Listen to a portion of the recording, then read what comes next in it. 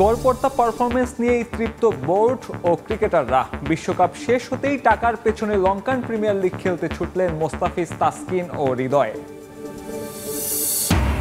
Performance খারাপ হলেই জিম্বাবুয়ের মতো দলের বিপক্ষে সিরিজ আয়োজন করে বিসিবি। বোর্ডের মানসিকতা পরিবর্তনের পরামর্শ দলের বাইরে থাকা ক্রিকেটারদের। বিশ্বকাপের নবম আসর শেষে ব্যাটে বলে আধিপত্য আফগানিস্তানের গুরবাজ ফারুকীর। আইসিসির ফ্যান্টাসি লিগের সেরা একাদশে বাংলাদেশের রিশাদ হোসেন। ভোটের রাজনীতি নয়, দেশের নারী ফুটবল এগিয়ে নিতেই 4 ক্লাবকে দেয়া হয়েছে কাউন্সিলরশিপ। দাবি আতাউর রহমান ভূঁইয়া মানিকের। অকারণে সমালোচনা বন্ধের অনুরোধ।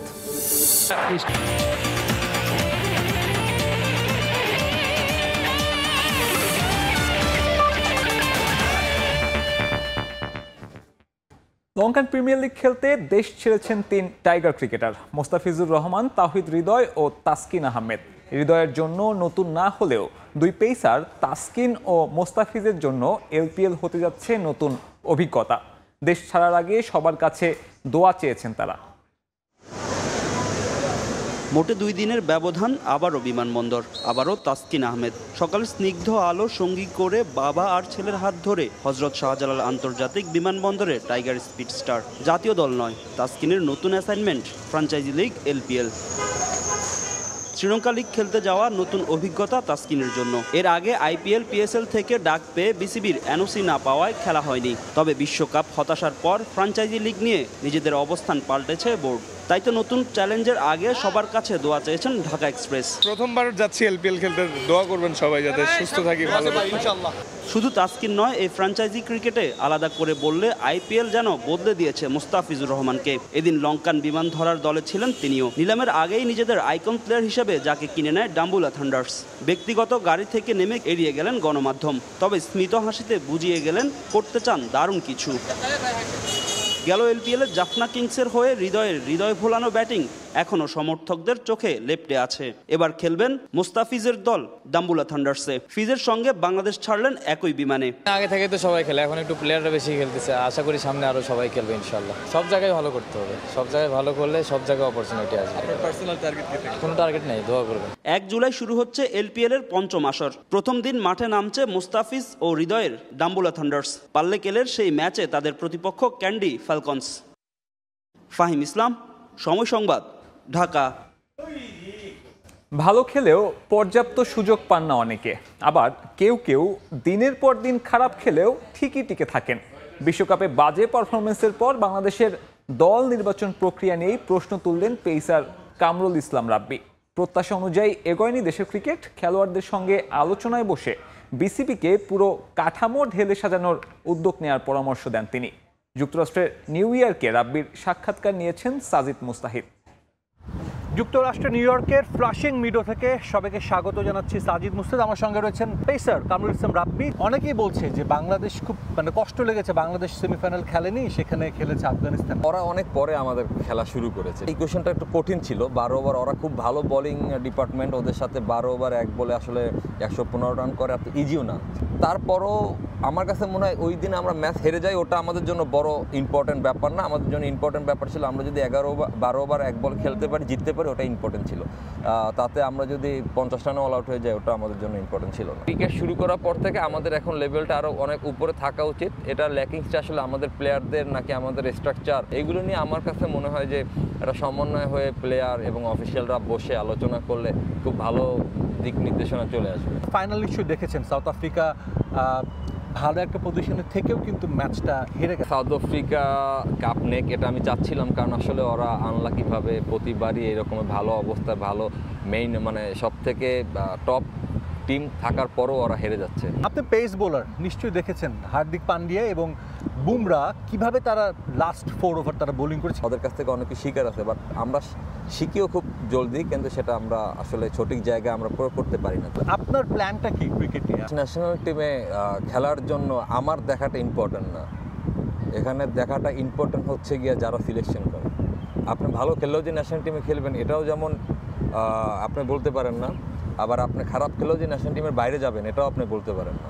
অনেক ভালো ভালো প্লেয়ারের ড্রিম এখানে চলে গেছে, অনেক ভালো ভালো প্লেয়াররা এখানে ভালো খেলেও খেলতে পারে নাই, অনেকে ভালো না খেলেও খেলতেছে বা খেলছে। বাংলাদেশের ক্রিকেটের ন্যাশনাল টিমের স্পেশালি সিলেকশন পলিসি নিয়ে গত অনেক দিন, দীর্ঘদিন এটা একটা আসলে ব্যাধিতে রূপ নিয়েছে।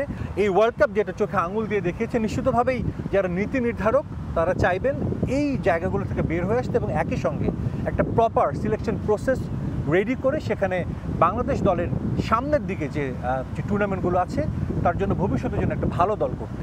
নিউ ইয়র্ক থেকে সাজিদ মুস্তাহিদ, সময় সংবাদ। বাংলাদেশ দলের যখনই খারাপ সময় যায় তখনই জিম্বাবুয়ের মতো দলকে নিয়ে হোম সিরিজ আয়োজন করে বিসিবি। এই মানসিকতা পরিবর্তন করে বড় দলের বিপক্ষে আরও বেশি ম্যাচ খেলা উচিত। পাওয়ার হিটিং সামর্থ্য বাড়াতে বিশেষ ক্যাম্প আয়োজন করা যায়। সব ফরম্যাটে একই দল না খেলিয়ে ভিন্ন ভিন্ন ইউনিট তৈরি করলে সাফল্য পাওয়ার সম্ভাবনাও বেড়ে যাবে। টি-20 দল নিয়ে এসব মন্তব্য করেছেন allrounder Ariful Haque. New York থেকে সাজিদ মুস্তাহিদের আরও একটি রিপোর্ট। আরিফুল হক, যিনি একটা সময় জাতীয় দলে খেলেছেন, এখনও ক্রিকেট খেলছেন, তার সঙ্গে কথা বলবো, জানবো ওয়ার্ল্ড কাপটা সম্পর্কে। এবার ওয়ার্ল্ড কাপের কিন্তু কিছু ম্যাচ খুব জমছে, খুব ইন্টারেস্টিং ছিল ম্যাচগুলো। তো আমিও আশা করতেছিলাম যে সাউথ আফ্রিকা মনে হয় জিতবে, কারণ বল টু বল রান লাগে, ছয়টা ব্যাটসম্যান হাতে আছে। ক্রিকেটটা জনপ্রিয় করার যে উদ্দেশ্য ছিল ইউএসএতে, কিছুটা হলেও কি সফল হয়েছে মানুষ আইসিসি? না, অবশ্যই হয়েছে, কারণ আপনার দেখেন এখানে ইন্ডিয়ার খেলা, অনেক পাকিস্তানের খেলা ছিল, ওইখানে আপনার অনেক বাংলাদেশের খেলা ছিল, শ্রীলঙ্কার খেলা ছিল, সবাই অনেক এনজয় করছে। বাট বাংলাদেশ যদি এখানে একটা ম্যাচ জিতে পারতো, আমার কাছে মনে হয় তার বাঙালিরা আরও উৎফুল্লিত হইতো। ক্রিস গেইল, ওয়েস্ট ইন্ডিজে কিংবদন্তি, তিনি কিন্তু বলেছেন যে বাংলাদেশকে পাওয়ার হিটার লাগবে। পাওয়ার হিটার আছে, অবশ্যই আছে। আপনি একটা প্লেয়ার দিয়ে সব ফরম্যাট খেলাইতেছেন। যে প্লেয়ারগুলো আপনার ভালো মারে সেই প্লেয়ারগুলো নিয়ে আপনি কাজ করেন, সেই প্লেয়ারগুলো ফরেনারদের দিয়ে দেন, দিয়ে কিছুদিন ক্যাম্প করান, পাওয়ার হিটিং করান, চেষ্টা করেন। আজ পর্যন্ত কিন্তু আমি এটা দেখিনি। হার্দিক পান্ডিয়ার শরীরে কি আছে আমি জানি না, কিন্তু দেখেন কত বড় বড় মারতেছে। আমাদের টেকনিক্যালি ঘাটতেছে, আমাদেরকে ওই ধরার মানুষটা নাই যে দেখ তুই ব্যাটটা এইখান থেকে মার বা এইভাবে ধর, এইভাবে মার। টি-20 শুধু বিপিএল খেলি আমরা, এই একটা টুর্নামেন্ট দেওয়া আসলে অ্যাচিভমেন্ট আসলে হয় না। তো আরেকটা যদি হয়, আপনার 11টা প্লেয়ার খেলতে পারতেছে, বিপিএল এর জন্য 7টা প্লেয়ার খেলতে পারে। সুপার 8-এ আফগানিস্তানের সাথে যেই মানসিকতা নিয়ে খেলেছে সেটা নিয়ে অনেকে সমালোচনা করছে। মাঝখানে এসে খেলাটা আমাদের স্লো হয়ে গেছে, স্লো হওয়ার কারণে তারপরে আবার চিন্তা করছে কি যে এই ম্যাচটা জিতলে অ্যাটলিস্ট বলতে পারতো যে আফগানিস্তানের সাথে ওয়ার্ল্ড কাপ জিতছি। হ্যাঁ, তো এই ডাবল মাইন্ডেড হওয়ার কারণে মনে হয় আমরা ম্যাচটা জিততেও পারিনি। আপনার কি মনে হয় যে আমাদের প্ল্যানিংয়ের মধ্যে একটা সমস্যা ছিল? যখনই আমরা খারাপ খেলা শুরু করি, জিম্বাবুয়ে ডেকে নিয়েছি দেশের মধ্যে, তো আসলে আমাদের বড় বড় টিমের সাথে আরও বেশি করে খেলা দরকার। বিরাট কোহলি, রোহিত শর্মারা ওয়ার্ল্ড কাপ জিতেছে, তারা রিটায়ার করেছে। আমাদেরও অনেক সিনিয়র ক্রিকেটার আছেন, বাট টি-20 দলটাকে নতুন করে কিছু ইয়াং ক্রিকেটারকে দিয়ে করলে কি বেটার কিছু পসিবল? সামনে 2 বছর পর আরেকটা ওয়ার্ল্ড কাপ আছে। রিয়াদ ভাই, সাকিব ভাই ছাড়া সবাই ইয়াং, তো আর কত ইয়াং আসলে ইয়াং একটা প্লেয়ারও লাগে, কিছু কিছু সিনিয়র প্লেয়ারও সঙ্গে লাগে। আমরা কথা বলছিলাম বাংলাদেশের ক্রিকেটার আরিফুল হকের সঙ্গে। নিউ ইয়র্ক থেকে সাজিদ মুস্তাহিদ, সময় সংবাদ। দল না পারলেও ব্যক্তিগত নৈপুণ্যে এবারের বিশ্বকাপে আলো ছড়িয়েছেন রিশাদ হোসেন। 7 ম্যাচে 14 উইকেট নিয়ে বাংলাদেশের সেরা বোলার ছিলেন এই লেগ স্পিনার। দারুণ পারফরমেন্সে এবার স্বীকৃতিও পেলেন আইসিসির। আসর জুড়ে চলা ফ্যান্টাসি লিগের সেরা একাদশে একমাত্র বাংলাদেশি হিসেবে জায়গা করে নিয়েছেন তিনি। দেশের ক্রিকেটে একজন লেগ স্পিনারের আক্ষেপ ছিল টাইগার ক্রিকেটের জন্মলগ্ন থেকে। অনেকেই এসেছেন প্রত্যাশা পূরণ করতে না পারায় সময়ের সঙ্গে হারিয়েও গিয়েছেন। তবে দীর্ঘ সে অপেক্ষার অবসান ঘটেছে রিশাদ হোসেনের হাত ধরে। তরুণ এই লেগ স্পিনার এবার বিশ্ব ক্রিকেটের নজর কেড়েছেন নিজের বোলিং নৈপুণ্য দিয়ে। 7 ম্যাচে 14 উইকেট, ওভার প্রতি রান খরচ 8-এর নিচে। দলের সেরা বোলার তো অবশ্যই রিশাদ জায়গা করে নিলেন আইসিসির ওয়ার্ল্ড কাপ ফ্যান্টাসি লিগের টুর্নামেন্ট সেরা একাদশে। সময়ের সঙ্গে সমর্থকদের সংশ্লিষ্টতা বাড়ছে ক্রিকেটে। কেবল ফ্যান নয়, ক্রিকেট নিয়ে তাদের জ্ঞানও প্রশংসার দাবি রাখে। এমন ক্রিকেট বোদ্ধাদের জন্যই চালু করা হয়েছে টি-20 ওয়ার্ল্ড কাপ ফ্যান্টাসি, যেখানে নির্দিষ্ট কিছু নিয়ম মেনে নিজের সম্ভাব্য সেরা একাদশ তৈরি করতে হবে ওই ম্যাচে। আর সেই বাছাইকৃত ক্রিকেটারদের পারফরমেন্সের ওপর নির্ভর করে দেয়া হবে পয়েন্ট। বিশ্বকাপ শেষে এবারের আসরে সবচেয়ে বেশি ফ্যান্টাসি পয়েন্ট পাওয়া ক্রিকেটারদের নিয়ে ঘোষণা করা হয়েছে ওয়ার্ল্ড কাপ ফ্যান্টাসি লিগের টুর্নামেন্ট সেরা একাদশ, যেখানে একমাত্র বাংলাদেশি হিসেবে জায়গা পেয়েছেন রিশাদ হোসেন। 578 পয়েন্ট নিয়ে সেরা একাদশের অধিনায়ক নির্বাচিত করা হয়েছে রশিদ খানকে। জায়গা পেয়েছেন তারই আরও 2 স্বদেশী গুরবাজ ও ফারুকি। গুরবাজের সঙ্গে ওপেনিংয়ে ট্রাভিস হেড, 3-এ ওয়ার্নার, তৃতীয় অজি ক্রিকেটার হিসেবে অলরাউন্ডার কোটায় মার্কাস স্টোয়াইনিস। সমান 3 জন করে ভারতীয় আছেন এই একাদশে। হার্দিক বাদে বোলিং ইউনিটে বুমরা আর আর্শদীপ। রানার্স আপ দক্ষিণ আফ্রিকা থেকে একমাত্র ক্রিকেটার হিসেবে জায়গা পেয়েছেন ট্রিস্টান স্টাফস। সাব্বির মিথুন, সময় সংবাদ। ব্যাটারদের রাজত্ব করা টি-20 ফরম্যাটের বিশ্বকাপ এবার দেখেছে সম্পূর্ণ ভিন্ন রূপ। হার্ড হিটার ব্যাটারদের যুগে বোলারদের দাপটে মুগ্ধ ক্রিকেট দুনিয়া। তবে মেগা আসরের আয়োজন নিয়েও রয়েছে নানান সমালোচনা। এবং একটা বিশ্বকাপের জন্য আয়োজক দেশ যুক্তরাষ্ট্র ও ওয়েস্ট ইন্ডিজের আরও ভালোভাবে প্রস্তুতি নেওয়া উচিত ছিল বলে মনে করেন বিসিবি নির্বাচক আব্দুর রাজ্জাক। বা আরও ভালো পিকচার পাওয়া যাবে, বিকজ তারা দুজন অনেক দিন ধরে বাংলাদেশ ধরে খেলেছেন। নেক্সট ওয়ার্ল্ড কাপ তারা খেলবেন কিনা সেটার উপরে আসলে ডিপেন্ড করে থাকবে। বাংলাদেশের 2 তারকাই এখন যেন টি-20 দলের বোঝা। তাদের অবসরের অপেক্ষায় বিসিবিও, কিন্তু কোথায় থামতে হয় সেটা বোধহয় তারা জানেন না। অথচ সমসাময়িক কোহলি রোহিতরা সেটা ভালোভাবে বুঝেন। তাই তো নতুন প্রজন্মকে জায়গা করে দিতে আন্তর্জাতিক টি-20 কেরিয়ারকে বিদায় বলার সাহস রাখেন তারা। প্রায় 1 মাসের ক্রিকেট যুদ্ধ শেষ, তবে রেস থেকে যাবে আরও কিছুদিন। যুক্তরাষ্ট্র আর ক্যারিবীয় দ্বীপপুঞ্জে কেমন হলো বিশ্ব আসর তা নিয়ে নানাজনের নানা মত। রান বন্যার যুগেও লো স্কোরিং ম্যাচ নিয়ে আলোচনা রয়েই গেছে। অনেকদিন পর দেখা গেছে যে কিছু বোলাররা পারফর্ম করেছে, একদম এক অসহায় অবস্থাতে পড়েনি। বিকজ সবসময়ই ব্যাটিং উইকেট করা হয় বা ব্যাটিং ফ্রেন্ডলি উইকেট কন্ডিশনে খেলা হয়, তো সেদিক থেকে দেখলে আসলে বোলারদের জন্য কোনো কিছু ছিল এবার, তো যেটা ভালো লেগেছে। আর কিছু কিছু জায়গাতে তো আসলে খুব একটা ছিল না, মানে যে উইকেট আসলে বোলারদের ফরে বলবো না সেটা, ওগুলো আসলে খেলার মতো ছিল না। বেশ কিছু টানটান উত্তেজনাপূর্ণ ম্যাচ উপহার দিল আমেরিকা বিশ্বকাপে। উইকেট কন্ডিশন নিয়ে সমালোচনা থেকেই যাচ্ছে। আমেরিকা পার্ট যে হয়েছে সেখানে আসলে প্র্যাকটিসেরও অত ভালো সুযোগ সুবিধা ছিল না, আর উইকেট যদি বলেন আসলে অত ভালো প্রিপেয়ার্ড ছিল না খেলার জন্য, যেখানে সবগুলো ম্যাচই লো স্কোরিং ম্যাচ হয়েছে। তো আসলে আরেকটু রেডি হয়ে আরেকটু প্রিপারেশন নিয়ে আমেরিকাকে ইনক্লুড করলে আমার কাছে মনে হয় ভালো হতো। নবম এই আসন নিয়ে আলোচনা সমালোচনা থাকলেও এক জায়গায় ঠিকই সফল আইসিসি। বেসবলের দেশে কিছুটা হলেও ক্রিকেট উন্মাদনা জাগাতে পেরেছে বিশ্ব ক্রিকেট নিয়ন্ত্রক সংস্থা। তামিম হোসেন, সময় সংবাদ, ঢাকা। 17 বছর পর ভারতের শিরোপা পুনরুদ্ধারে বিশ্বকাপ শেষ হলেও স্বপ্নের এক টুর্নামেন্ট শেষ করেছে আফগানিস্তান। শুধু সেমিফাইনালে খেলাই নয়, ব্যাটে বলেও ছিল দেশটার ক্রিকেটারদের আধিপত্য। সর্বোচ্চ 281 রান নিয়ে গুরবাজ আর 17 উইকেট নিয়ে শীর্ষে ফজল হক ফারুকি। সেরা 6-এ একমাত্র বাংলাদেশি রিশাদ। এবারের টুর্নামেন্ট 3টি হ্যাট্রিক দেখলেও দেখেনি কোনো শতক। সব মিলিয়ে বিশ্বকাপের খুঁটিনাটি তথ্য আর পরিসংখ্যান নিয়ে থাকছে এবারের রিপোর্ট। শেষ হলো 28 দিনের লড়াই। লো স্কোরিং ম্যাচের আধিক্য থাকায় দর্শকদের আক্ষেপ থাকতেই পারে, তারপরেও অনেকগুলো টানটান উত্তেজনাপূর্ণ ম্যাচ উপহার দেয় এবারে টি-20 বিশ্বকাপ স্মৃতিতে থেকে যাবে বহুদিন। পরিসংখ্যানের বইয়ে এক নজর চোখ বুলিয়ে নেওয়া যাক। সাধারণত টি-20 গেম মানে রানের বন্যা, কিন্তু যুক্তরাষ্ট্র ও ক্যারিবীয় দ্বীপপুঞ্জে ব্যতিক্রম চিত্র। ট্রিকি কন্ডিশনে রান তুলতে বেগ পেতে হয়েছে ব্যাটারদের, তবে এর মধ্যেও লড়াই চালিয়েছেন অনেকেই। রান সংগ্রাহকের তালিকার শীর্ষ 5-এ আফগান 2 স্বপ্ন সারথি রহমতুল্লাহ গুরবাজ ও ইব্রাহিম চাত্রান। 281 রান নিয়ে টপে থাকা গুরবাজের চাইতে 24 রান পিছিয়ে তালিকার 2 নম্বরে চ্যাম্পিয়ন ক্যাপ্টেন রোহিত শর্মা। আছেন ট্রাভিস হেড, ডিকক রাও। মনের মতো পিচ পেয়ে এবার বল হাতে জ্বলে উঠেছিলেন আফগানিস্তানের বোলাররা।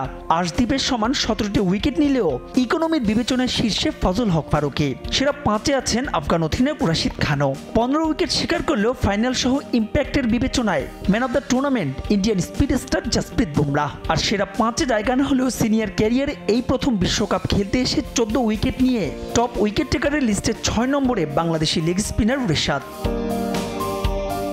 ইতিহাস বোধহয় এভাবে পুনরাবৃত্তি হয়ে ধরা দেয় বারংবার। 2016 সালে ভারতে কার্লোস ব্র্যাথওয়েট রোমাঞ্চে বিশ্বকাপ জিতেছিল ওয়েস্ট ইন্ডিজ। এবার 17 বছর বাদে ভারত টি-20 বিশ্বকাপ জিতল সেই ক্যারিবীয় দ্বীপপুঞ্জেই। ঢাকায় 2014-তে শ্রীলঙ্কার পর আবারও বিশ্বকাপ জিতল এশিয়ার কোনো দল। তবে তার চাইতেও অবাক করার মতো বিষয় পুরো টুর্নামেন্টে দেখা যায়নি কোনো শতকের।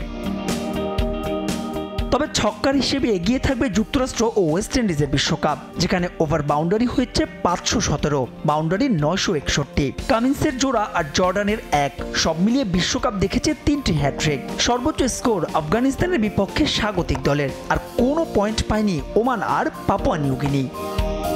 মাহবুব রিমন, সময় সংবাদ। 17 বছর পর আবারও টি-20 বিশ্বকাপের শিরোপা ঘরে তোলায় বাঁধ ভাঙা উল্লাস পুরো ভারত জুড়ে। দক্ষিণ আফ্রিকার বিপক্ষে দুর্দান্ত জয়ে দলকে অভিনন্দন জানিয়েছেন দেশটার প্রধানমন্ত্রী নরেন্দ্র মোদী।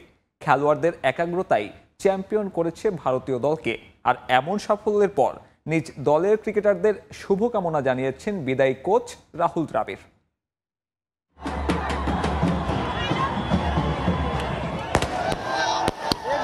17 বছরের অপেক্ষার অবসান, দীর্ঘ প্রতীক্ষা, অনেক প্রত্যাশার প্রাপ্তির মিলেই এমন আনন্দ। ভারত যেন এখন উৎসবের নগরী। কেউ প্রিয় দলের জার্সি গায়ে, কেউ আবার আতশবাজি ফুটিয়ে প্রকাশ করছেন আনন্দের। ভারতের পথে পথে নেমে এসেছেন নানা বয়সী মানুষজন। ঢাক ঢোল পিটিয়ে নেচে গেয়ে শিরোপা উদযাপনে মাতোয়ারা ভারতীয় সমর্থকরা। গেল বছর ঘরের মাটিতে বিশ্বকাপ আয়োজন করলেও শিরোপাটা ধরে রাখতে পারেনি টিম ইন্ডিয়া। সেই ক্ষত পুড়িয়েছে ভারতীয় সমর্থকদের। তবে এবার আর হারের ক্ষত না, সমর্থকদের প্রত্যাশা পূরণে শতভাগ সফল কোহলি রোহিতরা। শিরোপা জয়ের আনন্দ যেমন ছুঁয়ে গেছে দেশটির সর্বস্তরের মানুষকে, তেমনি সে আনন্দে গা ভাসিয়েছেন দেশটির প্রধানমন্ত্রী নরেন্দ্র মোদী। এমন অর্জনে দলকে অভিনন্দন জানিয়েছেন ভারতের প্রধানমন্ত্রী। इस भव्य विजय के लिए सभी देशवासियों की तरफ से बहुत बहुत बधाई। 140 करोड़ देशवासी आपके इस शानदार प्रदर्शन के लिए गर्व अनुभव कर रहे हैं। এদিকে ভারতের এমন জয়ের পেছনের কারিগর হিসেবে দায়িত্ব পালন করেছেন কোচ রাহুল দ্রাবিড়। 17 বছরের অপেক্ষার অবসান ঘটিয়ে ছিনিয়ে আনা এই জয়ে দলের একাগ্রতাই ছিল বড় হাতিয়ার বলে মন্তব্য করেছেন দ্রাবিড়। Could not be more prouder for this team. The way we've had to fight in difficult situations. Even today, I think it was a great testament to the fight in the team to lose. You know, the boys just kept fighting. They kept believing. প্রিয় দলের শিরোপা জয়ের উল্লাসে পথে পথে এখন সমর্থকদের ঢল। তাজিন খন্দকার, সময় সংবাদ। ভোটের রাজনীতি নয়, বরং দেশের নারী ফুটবলকে সামনের দিকে এগিয়ে নিতেই 4 ক্লাবকে কাউন্সিলরশিপ দেওয়া হয়েছে। এটা নিয়ে অহেতুক সমালোচনার কোনো জায়গা নেই, এমন মন্তব্য করেছেন বাফুফে সহ সভাপতি আতাউর রহমান ভূঁইয়া মানিক। ভোটাধিকার ধরে রাখতে ক্লাবগুলো প্রতিদ্বন্দ্বিতা বাড়াবে, যার ইতিবাচক ফল দেশের নারী ফুটবলে পড়বে বলেও মন্তব্য করেন তিনি। নির্বাচনের 3 মাস আগে হুট করেই কেন বাফুফের বার্ষিক সাধারণ সভা? সমালোচকরা বলছেন নিজেদের ভোট ব্যাংক বাড়াতেই এজিএম করছে বর্তমান নির্বাহী কমিটি। যদিও ফুটবল ফেডারেশন সংশ্লিষ্টরা বিষয়টা মানতে একেবারেই নারাজ। তাহলে একটু পেছনে ফেরা যাক। 6 বছর বিরতি দিয়ে আবারও যখন নারী ফুটবল লিগ আয়োজনের উদ্যোগ নেয় বাফুফে, এক বসুন্ধরা কিংস ছাড়া সাড়া দেয়নি প্রিমিয়ার লিগের কোনো দল। লিগে খেলতে বারবার অনুরোধ করার পরও নানা অজুহাতে বিডব্লিউএফএল-এ দেখা যায়নি প্রথম সারির কোনো ক্লাব। পেশাদার লিগ না থাকলেও 2022 সাফ চ্যাম্পিয়নশিপের শিরোপা জিতে ইতিহাসের জন্ম দেয় নারী ফুটবলাররা।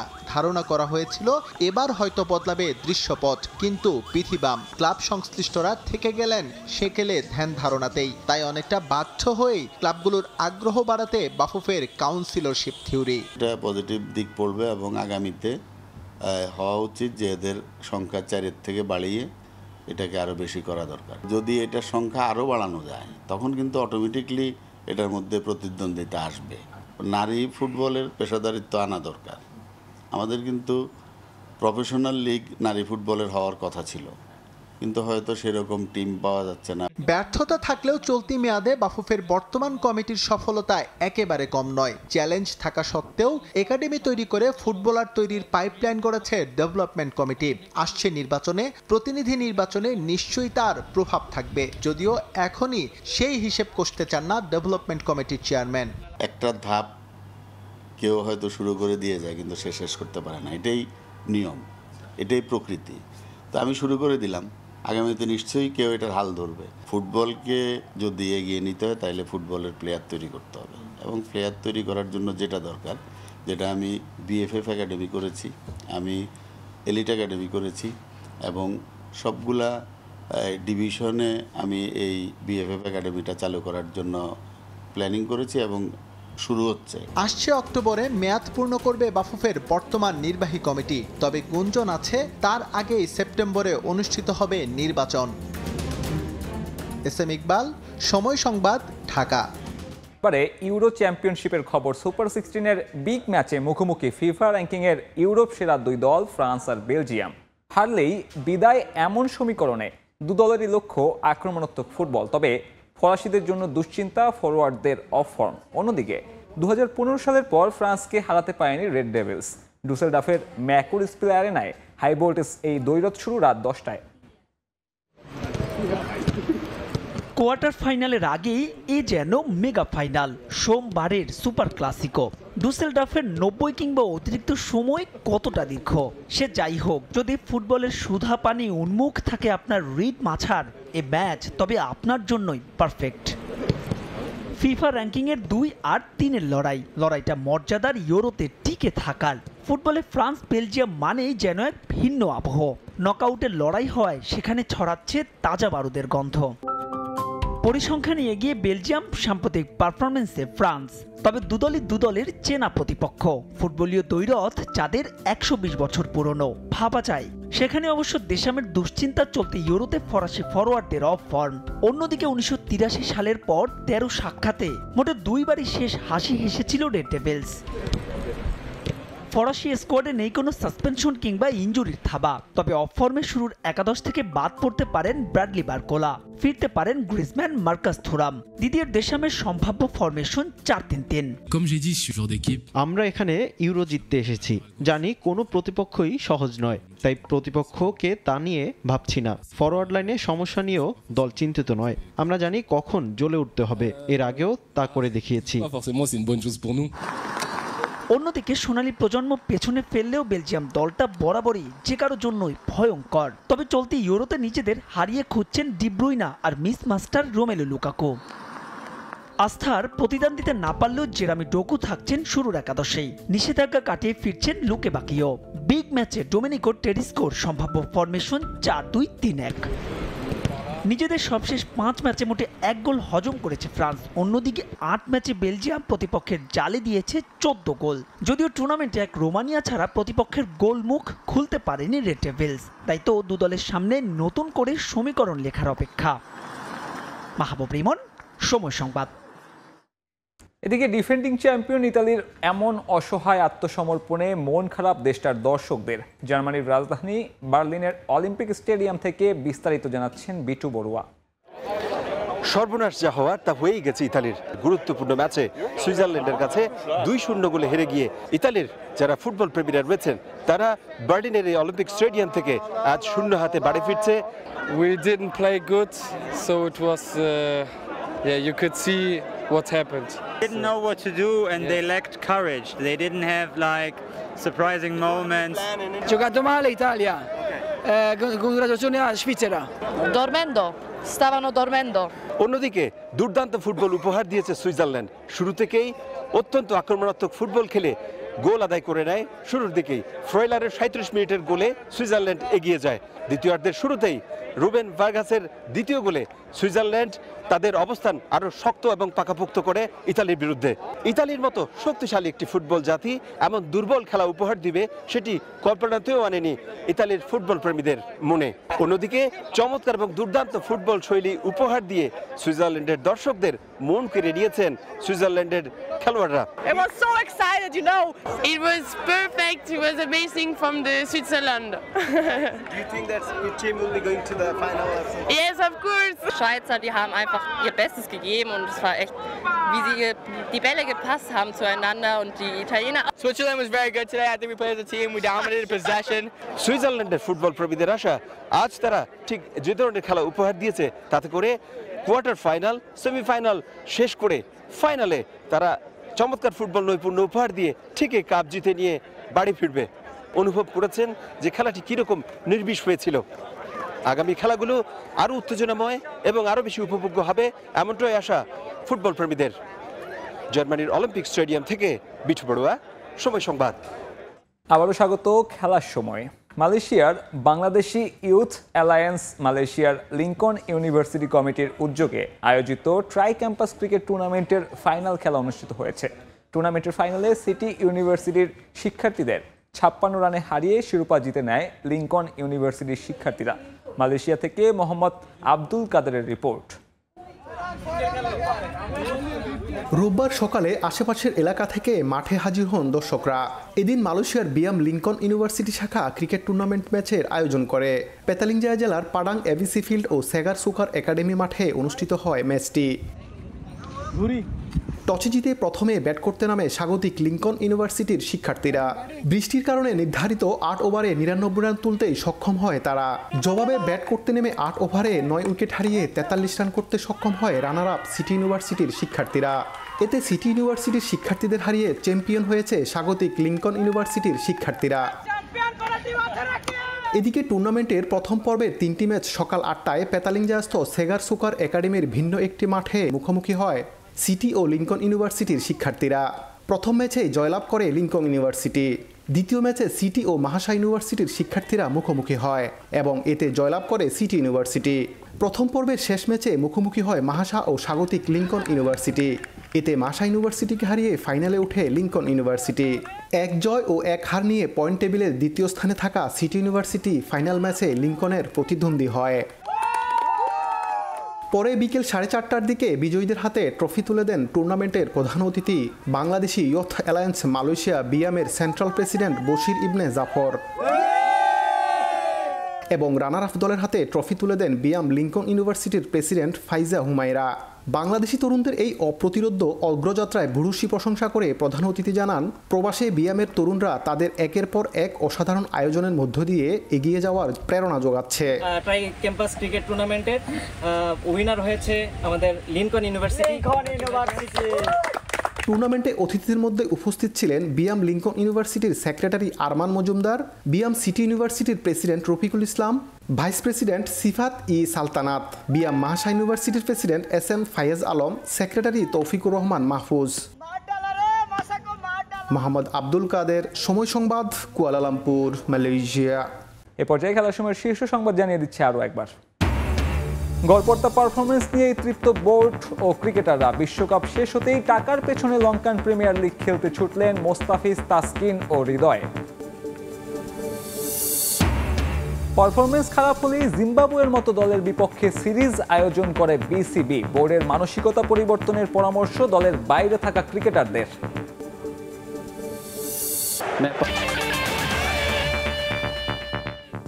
এই ছিল খেলার সময়ের এখনকার আয়োজনের